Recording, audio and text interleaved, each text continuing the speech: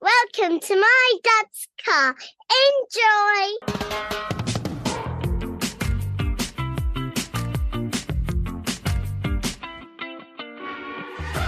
Welcome to My Dad's Car, a podcast discussing our personal relationship with automotive nostalgia. And you know what? It doesn't even have to be about your dad's car. It can be your mum's, your grand's, your parents', guardians, or even a neighbour's. If it made an impression, let's talk about it.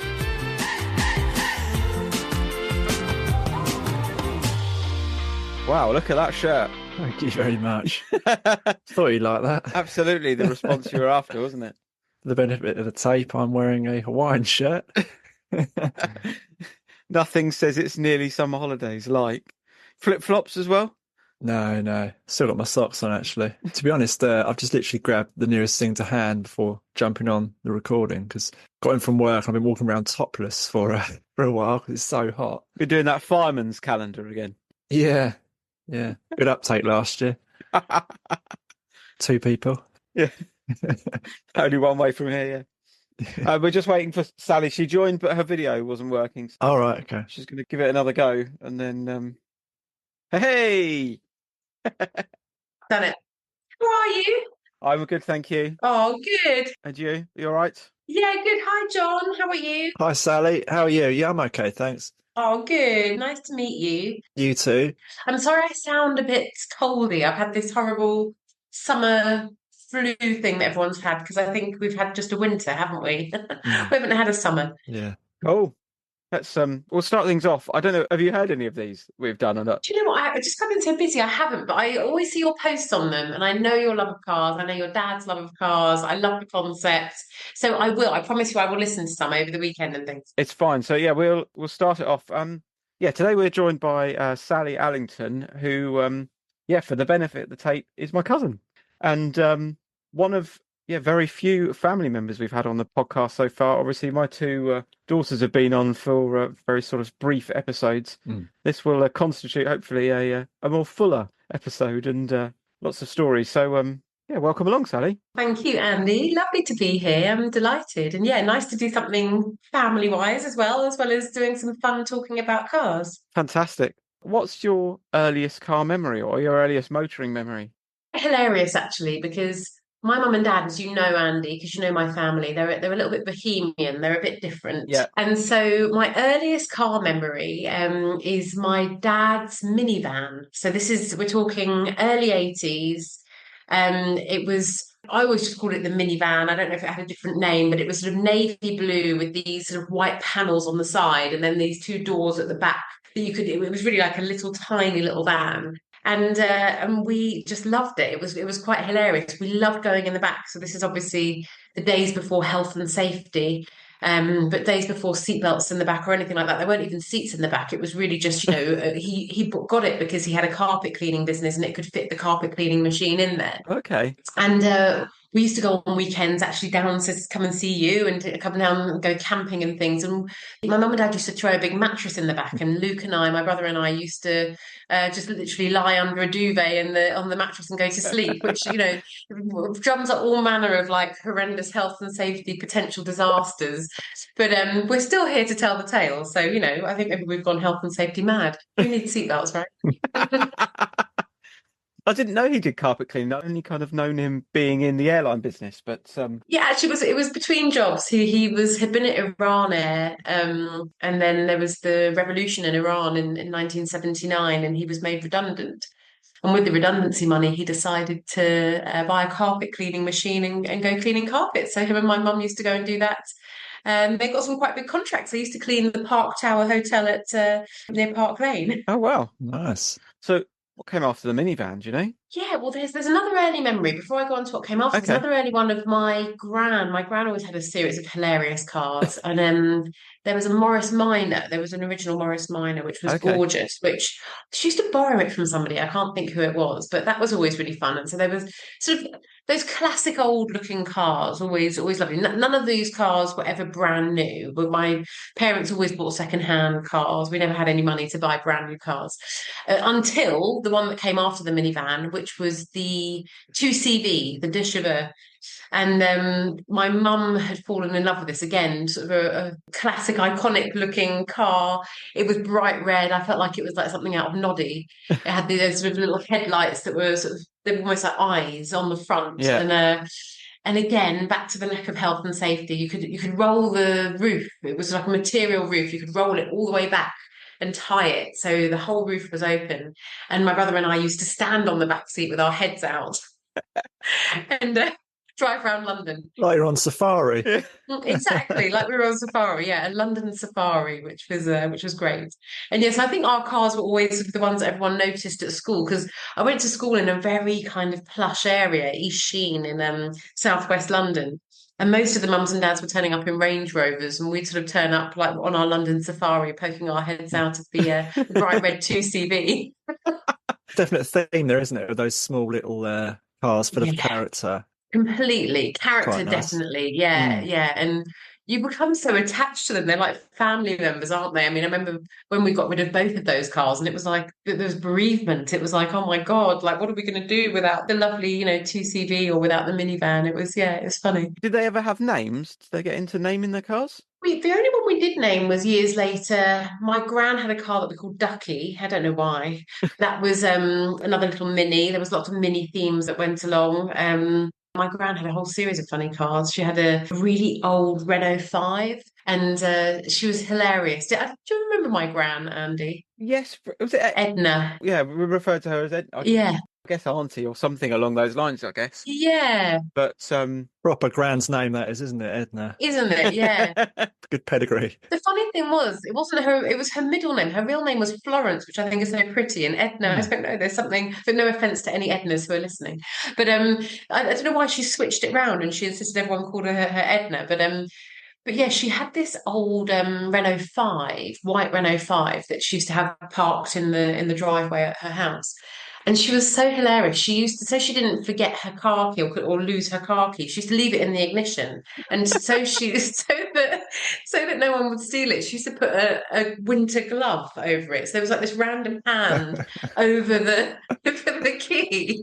It's like, I don't think that's really hiding it, Nan, is it? Like that'll stop her. Yeah, that'll thwart them. I mean, thank goodness, it was such an old heap of rubbish. No, it was never really of anyone's interest to want to steal it. But yeah, I'm sure that invalidates all your car insurance. There's probably a light fingered joke in there somewhere. Yeah.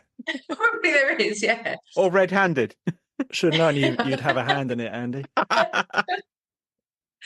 But yeah, I'm sure that invalidates your car insurance if you leave the keys in the ignition and disguise it by putting a glove over it. But, She needs one of those stickers, doesn't she? No keys left in this van overnight or this car overnight, yeah. Yeah, exactly, yeah. Yeah. Don't mistake my glove for hiding the keys in the ignition, yeah.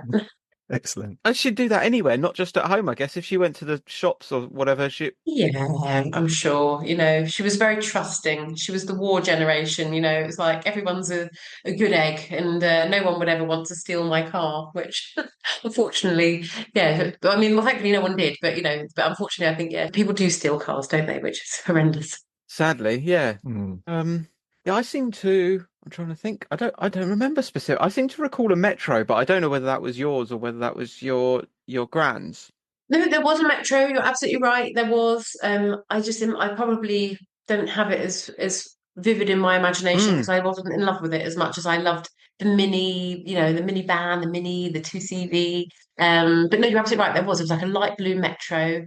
Trying to think what other ones there were along the way. There was a Ford Escort for sure. Okay. Yeah, but they were all basically clapped out old things. Or there was a Ford Fiesta. I learned to drive my dad's Ford Fiesta, and can vividly remember the clutch was really slipping when he needed to get it tightened. And when I was doing my dad was so lovely and would always take me out doing some practice laps, around like Sainsbury's car park after it had closed. And then I'd got used to this quite slippy clutch, and I was got myself into the hang of like, oh, this is all good.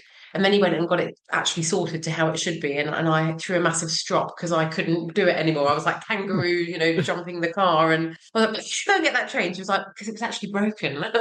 And I had to relearn how my skills of clutch control. Do you remember music being in the car while you're kind of traveling? Was that a thing? Oh God, absolutely, absolutely. We would always, my mum used to drive us to school every day because we moved a bit outside of Sheen. We moved to Twickenham and it's not that far, but she used to drive us in, and we'd always have Steve Wright, the DJ, who very sadly we lost this year, didn't we? But he was brilliant. He'd always be on Radio 1, and Simon Mayo. There'd be one, I can't remember which way around it was. One was going in on the breakfast show, and one was on the coming home show. Yeah. That would always be on.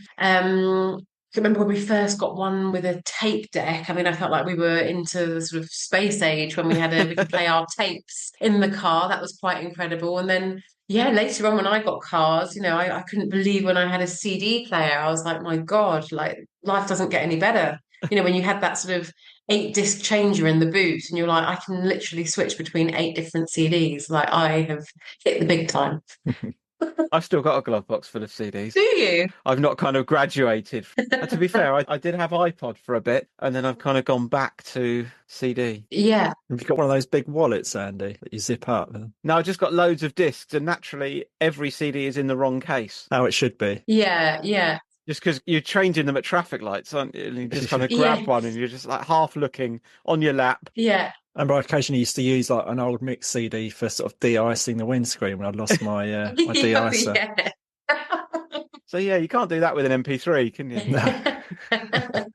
These days, you just talk to the car and get it to play, links into Spotify or whatever, and you just tell it what to play. I love that. It's a whole new world. Do you remember the cars breaking down at all? Yes, yeah. There were various times I broke down with my gran, and there were also, it's so funny thinking back to those days before sat nav or using Google Maps as we do now. And my nan, from quite a young age, I'd sit in the front seat and she'd give me a map, like a big sort of A to Z of the UK. We might do like a trip to Margate or something, and she'd be like, "Right, can you tell me where to go?" And I'd be sort of trying to follow with my finger these roads and go, "Where do we have to go?" I have no idea. So yeah, that was always good fun. The sort of the London A to Z and the massive like UK one that was huge, especially when you're a kid. Those huge books, you'd be like trying to desperately, and then suddenly it went off the page and it'd be like turn to page 100 and whatever, and you're frantically trying to find where that road came off on the page before. It was hilarious. So, but yeah, breakdowns. I do remember the cars breaking down, always quite unreliable. Various bits failing inside, like the demister and all that stuff, and having to use your arm to kind of do the thing across the windscreen and demist it. Yeah, so no, there was a lot of that. Talking of maps, am I right in thinking your mum did taxi driving? Did she do the knowledge? She did. Wow. She did the knowledge. So what happens is in London, you can do the central London knowledge takes about 3 years. But you can do the knowledge and still have a Hackney carriage, a black taxi, or the Hackney carriage license if you do the knowledge for your borough. Okay. And so she decided to do it for the borough of Spelthorne. It was a time when my brother had been in hospital for quite a long time, and she was working for the NHS, and I think was finding it stressful and difficult doing long days, going to see Luke before and after work, and then also working in a hospital. She was working at Charing Cross. And so she was like, do you know what? I've never heard of a poor taxi driver in my life. I think this is the way to make money and also, combine doing trips, take people to the hospital, and I can then go and see Luke and all that stuff.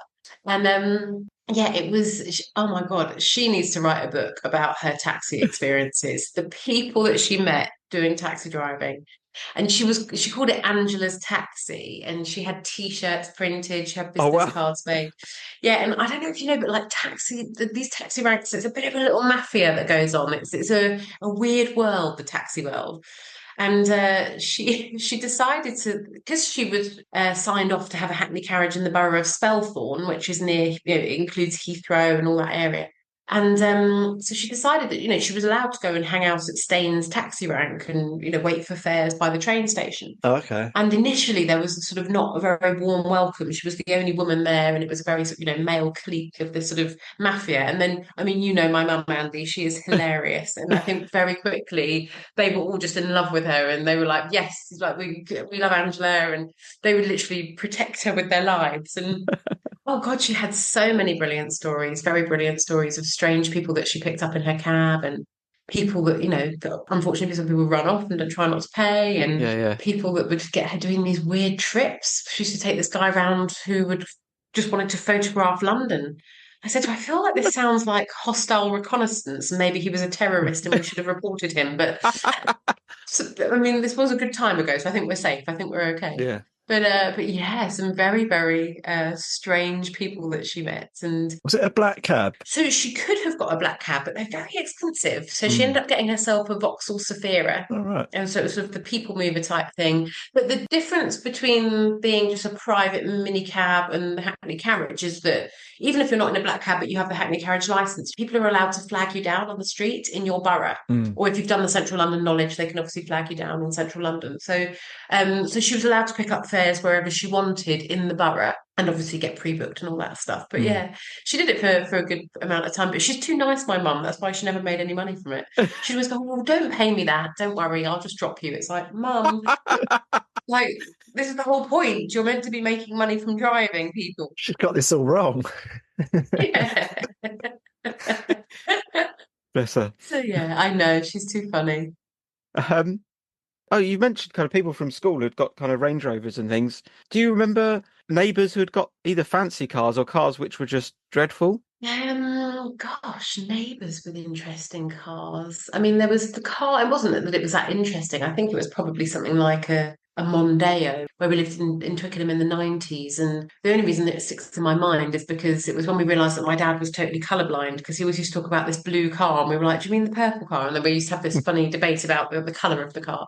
I'm trying to think of any neighbours who had strange cars or fancy cars, but I have a good story about a fancy car that I was given as a present. You were given one? Yeah, I was given one. I was given a Porsche. Oh, really? What? Yeah. So I used to work for an Iranian guy. He was quite a character. I always used to, back in the day, sort of equate him to a bit like Stelios from EasyJet. I don't know if you remember Stelios, but he was this sort of total character and a little bit Marmite. I think some people thought he was like this sort of wow, like completely amazing, didn't quite follow what he was talking about. He had a very thick accent. And then other people were a bit like, I'm not sure who this guy is, and it's all a bit weird. But he had this personality that he had these moments of absolute wild generosity and moments of the opposite, whatever that is. And when I was getting married in 2010 to Toby, he asked me what car I was going into the wedding. And at the time, I'd said it wasn't really a wedding where people saw you arrive. And because my mum and dad went to their wedding in a Fiat 500, like an original Fiat 500 Topolino, Oh, okay. and Toby's sister and dad both had the new Fiat 500. Yeah. So one was white, one was red. And I thought, oh, this could be really cool. I could borrow the two Fiat 500s and I could go in the white one ahead. And then my bridesmaids could go in the red one. It'd be quite cute turning up in two Fiat 500s. Yeah. So I remember him saying to me, darling, what car are you driving to in your wedding? And I was like, oh, I'm going in a Fiat 500. And he was like, oh my God, no, this is awful. You can't go in a Fiat 500. This is horrendous. He said, no, you need a good car. You need to go in a nice car. And I was like, well, I'm really happy with a Fiat 500. My mum and dad went in a Fiat 500. Yeah. Anyway, this went on and on. He was like on this campaign of you can't go in a Fiat 500. And so about 2 weeks before the wedding, he rang me and said, can you come and meet me? I'm in South Kensington. And he was always doing wild things, like you never quite knew what was gonna go on. And so I went to meet him, and he was at this classic car dealership. And Bezard used to buy cars like they were going out of fashion. Every week he'd have something different. And he was looking at these cars, and he was like, "What do you think of this? What do you think of that?" And I was like, "I mean, they're all beautiful. They're stunning old classic cars." And he said, "What do you think of this one?" And it was a white Porsche. It was like a 1970s. I'm sorry, I should know the exact type. I think would it have been a 911 in the 70s? Yeah, yeah. It had the Targa top, the top that you could take off and put it so it would turn into a convertible, but you put the roof in the boot, which the boot was the bonnet, or the weird way around. Yeah. And he said, "What do you think of this?" And I said, "Oh, it's beautiful."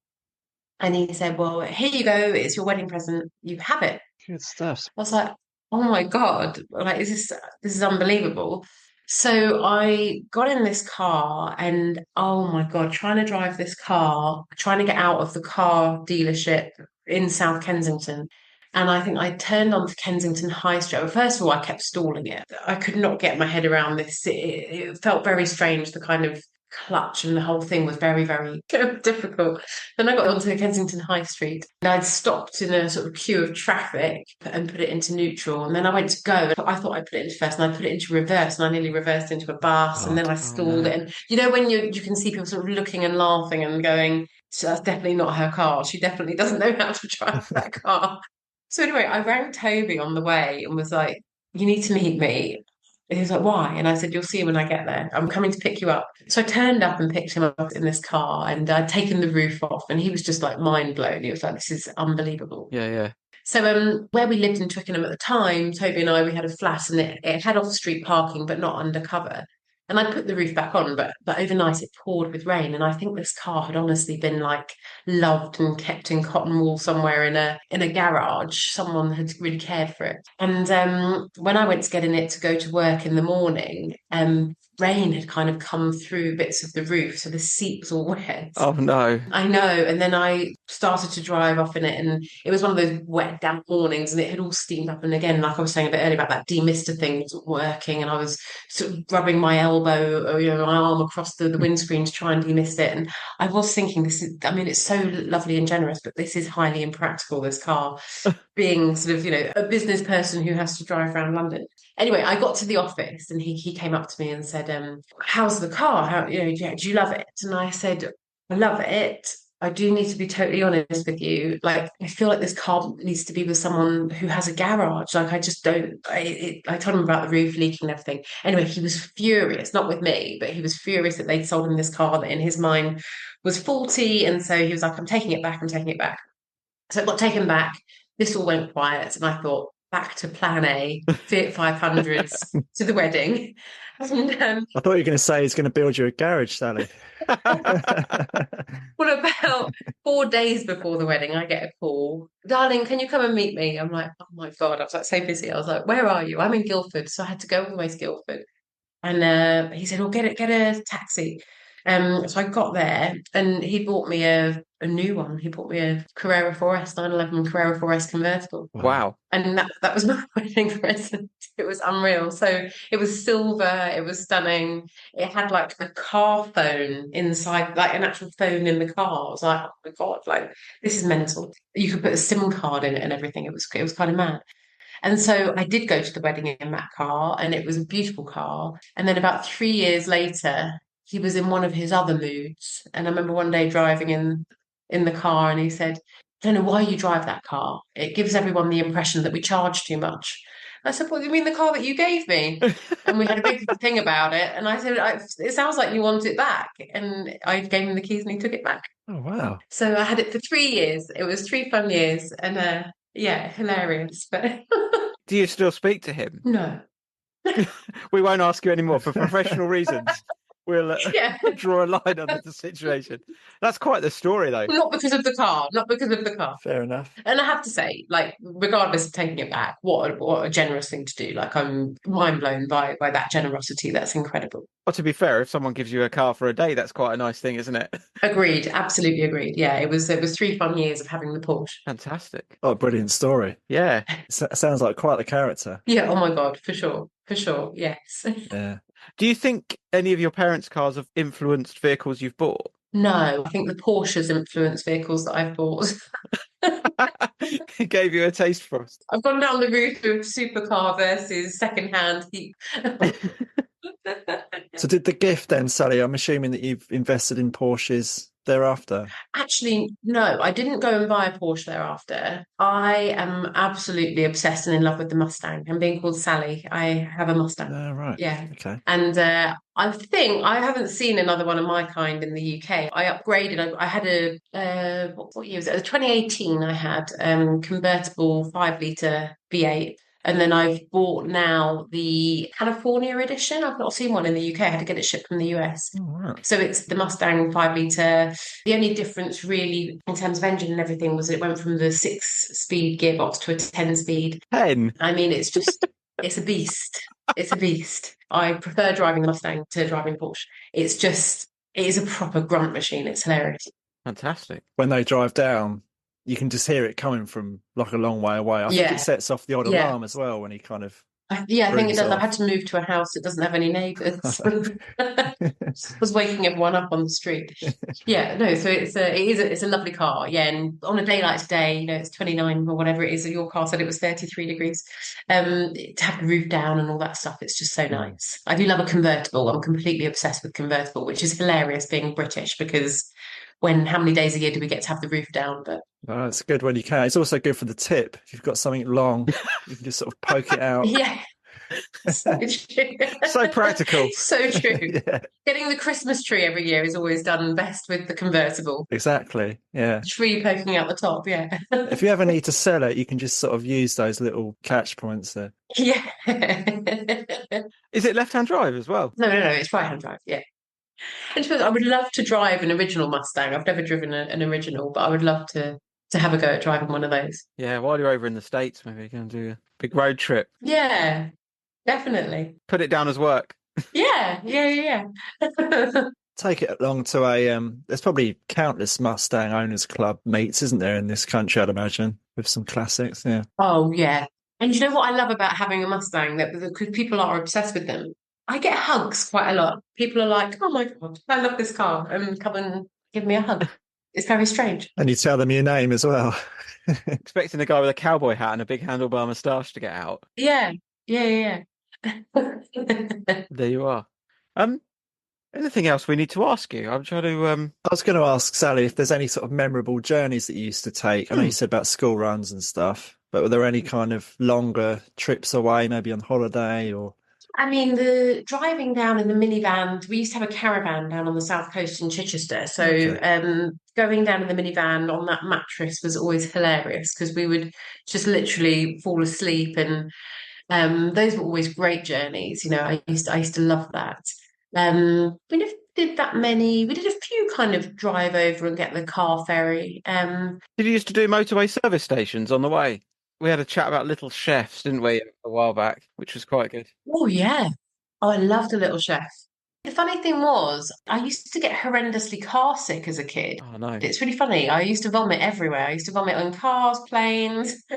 I was only telling someone this yesterday that I was a very good vomiter. I think it's like... I was the same, actually, if it's any... You go. And the hilarious thing is that, I love planes these days. I'm often in a plane. So, yeah, I did used to get horrendously car sick. I don't know if you remember I always used to say to my mum, can't we get those things? God knows whether they did anything. Do you remember those things that used to trail down at the back of a car that were supposed to stop? Like anti-static strips or something, were they? Or... Yeah, and there was like... My dad had them on his Audi, and I can confirm, Sally, they didn't work. There's still a lot of vomit. Yeah. I used to think, yeah, how does this stop me vomiting? Because we've got two things trailing along the back. Yeah. So yeah, various times of getting to a little chef at a service station and then vomiting immediately.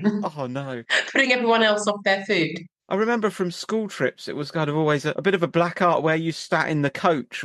If you sat right at the back, potentially you were going to be more sick. Yeah. Yes. Or if you sat over the wheel, everyone thought you were going to be. So you had to sort of pick where you sat. But you definitely wanted to be at the back, though, didn't you? You didn't want to be... It wasn't very cool to be near the front. You did, but you didn't want to be sick either. No, uncool to be sick and uncool to be at the front. So it was a hard choice to make, reputationally. I remember when I was about 12, I think I was 12, I just joined like a local football team and we were playing our first game of the season. I knew a lot of the guys from sort of previous school. We just started secondary school and we were playing away somewhere. Played the game. I was obviously quite nervous, but on the way home, it was quite a far away game. I think it's like 40 minutes in the car, which to me was sick potential, basically. Yeah. So then, on the way home, I remember sitting in the back of this guy's Rover, one of the dads of one of the other players. There's three of us along the back. And I remember just sort of thinking, oh, don't be sick. And then obviously I ended up being sick. And it was literally, obviously we crammed into the back of his car. It was everywhere. It was terrible. Oh, no. It felt so bad. Yeah. And then next day at school, I remember seeing the guy whose dad, whose car it was. And he's like, oh, my dad was out there until 9 o'clock at night cleaning that. Sorry about that. Yeah, that is a tough one, isn't it? Yeah. Vomiting in someone else's car. Yeah. That's really bad. Yeah. I never liked those Rovers though, so every cloud. Yeah. Test of the friendship there. Yeah. But no, yeah, I'm trying to think about any other road trips. I mean, I love a road trip. I really, I've done a few road trips in the States. It's always fun and, driving on the other side of the road. It always puzzles me, that whole kind of, you can turn right on a red light. And it always makes me laugh in America. They don't do roundabouts in America. They call them traffic circles. It's so hilarious. I think there's like one in Los Angeles, and people freak out. They're like, "What do we do? How does this work?" Because they're used to the four-way stop. And I don't know if you've ever seen the Steve Martin movie LA Story, which makes me die. There are so many good car jokes in that, where he jumps in his car to literally drive to his next door neighbour's house because no one in LA walks anywhere. And there's that brilliant moment at the four-way stop where they all arrive at the same moment and then they all go and smash into each other. And the four-way stop will forever puzzle me. The whole thing of like, who got here first goes first, and I don't actually know who got here first. And their fear of roundabouts or traffic circles is always hilarious. Toby totally freaked them out. He spent some time in LA a while back, and he decided to buy a bike for the duration that he was there, just to get some exercise in and cycle, because everything's so far away. And I think a cyclist going around the one traffic circle in Los Angeles really kind of tipped everyone over. They were like, "This is terrifying." They'd never seen anything quite like it. It's just second nature to us. It's a bit of a rarity, isn't it? Cyclist in the States. I can't think of that being a. Oh yeah. No. People were very confused. They were very confused. What's that? Yeah.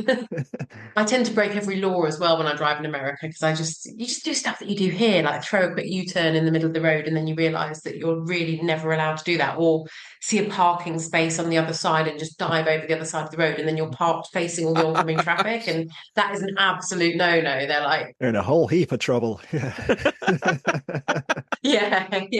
Terrible. Yeah, what on earth are you thinking? There's all manner of hilarity driving in the States. I quite enjoy it. Even as a pedestrian, like the jaywalking thing is just. Oh yeah. Because I remember going there as a kid, and it's like, we need to cross over, and Dad would be like, well, we've got to walk to that set of traffic lights, which is like 2 kilometres down there or something. Yeah, they don't just chuck themselves into the road like we do here. We just sort of decide to walk across anywhere, don't we? Yeah. I always remember the green man would be green for like 5 seconds or something, and you have to cross like 6 lanes of traffic and not get squished. Yeah. With your folks being in the airline industry, did you do kind of flyaway holidays as children as well, or was that when you were older? And then did you have hire cars? Yeah, so we had some hilarious trips, because airline industry, I think, really, unless you were a pilot, it doesn't pay very well. The whole point of being there and having a job in the airline industry, obviously for the love of flying, is the concessions. And so we had this access to travel, but we never had any money, as you could probably tell by the type of cars I've told you that we had. We used to go everywhere for a day. My dad used to say, well, let's just, go on a day trip somewhere. So I remember going in half term one year to Oslo for the day. And we went to Zurich for the day and Brussels for the day. And when it was my 13th birthday, my dad had won these 2 business class tickets to anywhere in the world. Wow. And my brother wasn't ever really that bothered about going anywhere. Yeah. And my mum knew how much I love travel. And he said to me, I'll take you somewhere for your birthday. We've got business class tickets, but, we can't stay the night. We need to come back in the day. Where do you want to go? And I was like, I want to go to New York. And he was like, no. Like, you need to pick like Aberdeen or Dublin or Brussels or Paris or somewhere within a 30-minute radius. I was like, I want to go to New York. I want to go to New York. I really, really want to go to New York. And I just did this campaign. I went on and on and on about New York. And eventually he said to me, all right, we could go on the first flight out and the last flight back. And we had 6 hours. And he was like, pick 2 things you want to do. And I was like, I want to go up the Twin Towers and I want to go ice skating at Rockefeller. Nice. And we did both of those and then had to run back to JFK. But the funniest thing was, my birthday's actually in April, but we had to use the tickets before the end of March. And they were having New York has proper seasons, and the winter was kind of ongoing. And here it was quite a sort of mild spring day. So we'd sort of gone to Heathrow, hopped on this plane for the day in our sort of spring wear, like a light, flimsy jacket. And as we were coming into land, into JFK, I can remember the pilot saying it was something like -10, and looking out the window, and the Hudson was like a big block of ice. Oh, no. We were like, I think we're massively underdressed for this day in New York. And so my dad was like, don't worry. As we came to arrivals, because of course we had no luggage, we went straight to the British Airways desk, and my dad said, well, I'm just here with my daughter for 6 hours. Can we borrow some jackets? So we went round in high visibility baggage handler coats with BA branding on. So there's got to be some good photos of us somewhere in these high vis jackets. Yeah, I was only 13 as well, so I was probably wearing like this huge jacket that didn't fit. But and then, yeah, in terms of hiring cars, yes. I mean, I remember actually we went to Canada when I was about 9 and we hired a Pontiac. And I was just, maybe this is what started my love of American cars. Like Americans just go big, don't they? It's so fun. And yeah, this Pontiac was just, it was like something out of the movies. You know what I mean? It was like, I couldn't believe it, especially given that we had a minivan and a 2CV. So it was like, oh my God, we could live in here. It's so huge. So yeah, a lot of fun trips going away and hiring cars, and yeah, always great. Fantastic. We've asked a few people this actually. Any suggestions for other people we should speak to on a similar sort of topic? Gosh, I mean, do you ever get famous people in? Top Gear style? Well, it's kind of a circle of influence and friendship, really. So, Okay. I think your mother would be a good shout with all the taxi driver stories. My mum, oh my God, Angie would be brilliant. You should totally. Would she face the screen or would she face the wall and we just have to look at the back of her head as she's... I think I can get her to figure out Zoom. That's fine. You should totally get my mum on it. She would love it. Love it, love it. Yeah. If Edna was still here, I'd say get Edna on because she used to drive an ambulance in the war. She was an ambulance driver and had many a great story about that. But my mum would be a great shout. Yeah, for sure. Yeah, we've had a couple of sort of mildly famous people off TV on, but that's the goal. We sort of set out when we started, didn't we? John wants to get Ian Wright on. And oh, what? Why? Why Ian Wright? It's just a bit of a hero, really. I'm an Arsenal fan, so growing up, he was kind of like always either on my screen or in a magazine, or he brought me a lot of joy. And he just seems like a good egg, really. Every time I see him, he seems like a good guy. So, yeah, brilliant. Yeah. Oh, yeah. Well, I mean, if I know anyone who knows Ian Wright, I'll put out some feelers for you. I know he's a busy guy. He's always doing lots of things, isn't he? You know, Yeah, I'm sure he's got time. maybe. Yeah. Has your mum been on, Andy? not yet, no. No. So I didn't want it to become too, especially not early on, where it just becomes me interviewing my family. Yeah, yeah. So it almost feels a bit of a sad cause, like I've got no one to interview. But kind of as we sort of grow and reaching out and speaking to people, then definitely, I think bringing kind of the family, like obviously we're speaking to yourself and you've got an interest in cars. It's nice because I do have a bit of a memory of some of those vehicles. Yeah. And when we talk to people and you do kind of know those people, it's great. Yeah. Actually, just when you chat to someone and they kind of, they unlock a few memories and actually get a bit of a sort of a window into how their childhood was. It's quite nice. Oh, I love that. I mean, if we were still speaking, I'd say get Bezard on, the crazy Iranian, because his choice in vehicles was always hilarious. I mean, he would go from, I think you could always tell the sort of current financial state of the business by what he was driving, because it kind of went from he used to have Porsches all the time, and I think he had a BMW Z3 at one point, and then he kind of went sort of to Audi, and then I remember him getting a smart car that was a left-hand drive Japanese smart car that he always, at barriers, he had to like get out and walk round to get the ticket out of the barrier. It's like, are we in a bad place, this company at the moment? Like this feels bad.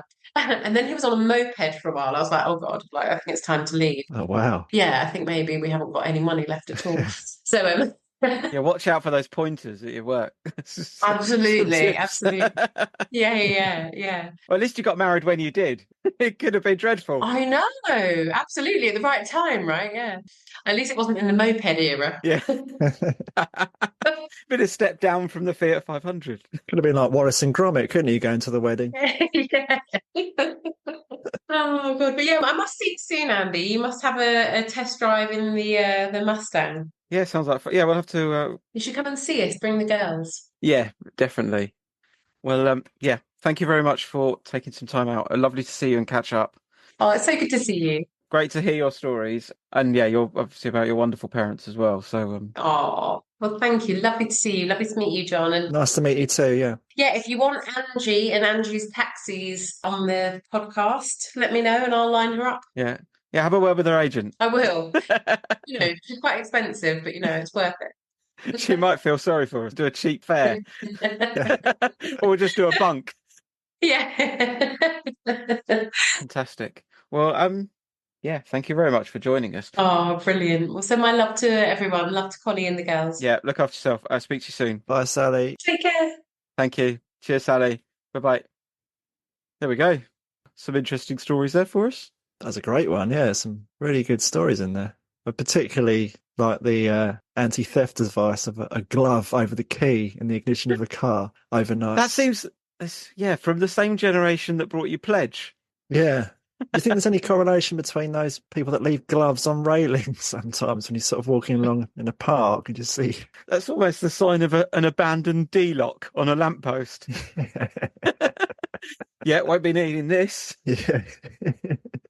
Or maybe it's for the thief to put on as they turn the key, Yeah. so they don't leave a fingerprint. Yeah. It's almost like a sort of Home Alone type thing, isn't it? It's like you could take the glove off, but it could be like red hot or something, or... Yeah, Macaulay Culkin booby trap. That's excellent. And a wedding gift of unparalleled proportion. Yeah, that's pretty amazing. I didn't know that story. And yeah, I was feeling a little bit sad that she had to get rid of the Porsche, and then she got given another one. I was like, oh, wonderful. Yeah. And yeah, I guess hats off to her for giving the other one back when the guys started asking questions. That's probably the easiest thing to do, isn't it? Cut ties and go, here you go, if this is the problem. Yeah. Maybe a mark of the man that when she said, do you want it back? And he said, yes. That's... Most people would probably say, no, that's your gift. It was a gift to give, yeah. Like taking your wedding ring back off your wife, isn't it? Yes, that's that's quite the gift. But some good cars in there. 2 CVs and... Yeah, 2 CVs have come up a few times, haven't they? Minivan with a bed in the back. Yeah. Yeah, I can vouch for how small they are, having seen one very recently on our car tennis series. Yeah, a small thing, aren't they? Yeah, when a car comes up to your waist. Yeah, exactly. Yeah, it's like a sort of box, like a small box I could just put in the shed. Yeah, it must be... obviously, I drive a fairly low-down car, but to drive that kind of small and slow as well, I suppose, in this day and age, must be fairly kind of nerve-wracking, really, with like sort of lorries whizzing around you and all the rest. Gotta be. Yeah. Well, even if you came up against like a big SUV, you'd be pretty minuscule, wouldn't you? Yeah, I guess, with sort of 20-mile-an-hour limits or whatever in cities these days, maybe there's still a place for them. But I've still got an itch with minis, but... Yeah, no, you've said before, it's unfinished business. We'll see. Just waiting on those lottery wins. Yeah. I think they must have sent the details to the wrong house. Yeah, I think so. Yeah, got the wrong postcode. Yeah. So communication issue. They selected me the wrong numbers or something along those lines. It's an innocent mistake. Yeah. Happens to the best, isn't it? Indeed. Good episode. I enjoyed that, and nice to have someone from the family on who's old enough to vote. Yeah, exactly. Yeah, and nice to have a non-male guest as well. Indeed, yes. A bit of representation. So it's not just a nerdy car podcast, is it? As we've kind of said before. Not at all. Yeah, it is for everyone, and regardless of whether we're just talking about kind of the scent of the air freshener and what colour the paint was, or how many cubic centimetres the engine was, or what grade oil you preferred to use in it. Yeah, we're here for it all. No, it's nice to do that. Particularly for me as well, because I'm not one of these people that can talk about grades of oil like yourself. So suits me fine when it's not too sort of petrol heady. Indeed.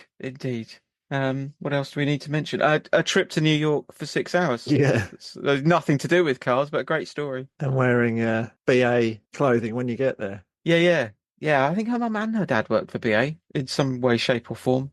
But wonderful. Thanks to Dom bought us a coffee the other day. Lovely. So thank you to him. Thank you, Dom. That was terribly good of him. And we've had a couple of reviews, which was also wonderful. Good ones as well. Good reviews. Yeah, we prefer the good ones, but any will do. And what did we have? We had our busiest ever day on the podcast the other day. Yeah. 110 downloads in a day. Yeah. Which is marvellous. Superb. Cool. Okie dokie. I'll leave you to it. Thank you very much, John. All right, mate. It's been a pleasure.